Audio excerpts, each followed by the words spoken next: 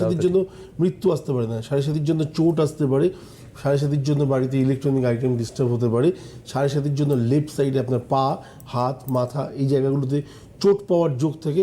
যাদের যাদের চলছে তারা মেলান আমি আপনাকে ভুল বলছি কিনা। আর যারা মারা গেছে এবার ধরুন কোনো কারণে একজন এমন কেউ মারা গেল যার বয়স আমি ধরে নিচ্ছি 30, 35 বা 40-এর মধ্যে, তো তার সেক্ষেত্রেও তারা বলবে না সাড়ে সাথী ছিল বলেই তো মারা গেছে। আলটিমেটলি ব্যাপারটা না, সাড়ে সাথী তখন দোষ হয়, কিন্তু আলটিমেটলি তার টাইমটা ওই অবধিই ছিল। সাড়ে সাথী থাকলেও সে ওই অবধিই থাকতো, সাড়ে সাথী না থাকলেও বাড়িতে আপনার একা সাড়ে সাথী আছে, 5 জনের তো আর নেই, তো তার তাহলে তাদের পজিটিভিটিটা গেল কোথায়?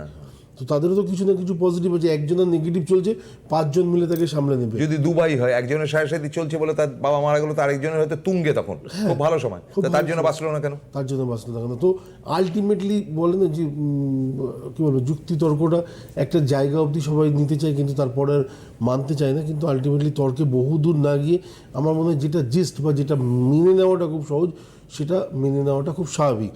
তো এটা গেল একটা। দ্বিতীয় কথা হচ্ছে সাড়ে সাথীতে আপনার যদি কোনো কারণে আপনি দেখেন নবতারা চক্র, মানে আমরা সাড়ে সাথী নিয়ে খুব লাফাই, কিন্তু সাড়ে সাথীর মেন জিনিসটা কি? মেন জিনিসটা হচ্ছে নবতারা চক্র। বৃহস্পতি কোন নক্ষত্রে বসে রয়েছে, শুক্র কোন নক্ষত্রে বসে রয়েছে, শনি কোন নক্ষত্রে বসে রয়েছে। যদি খেম প্রত্যরী আর নিধনে বসে থাকে, আপনি জানবেন যে আপনার এই টাইমটা কোনো কারণে ভালো যেতে পারে না। নিধন মানে আপনার ফ্যামিলির কেউ না কেউ ডিস্টারবেন্স হতে পারে। আমি জেনারেলি এই সাবজেক্টটা নিয়ে আলোচনা করতেই চাই না পাবলিকের সামনে। দ্বিতীয় জায়গাটা হচ্ছে প্রত্যরী বা খেম, আপনার অর্থনৈতিক ব্লকেজ, আপনার চোট পাওয়া, হসপিটাল বাড়ি করার মতো একটা প্রবণতা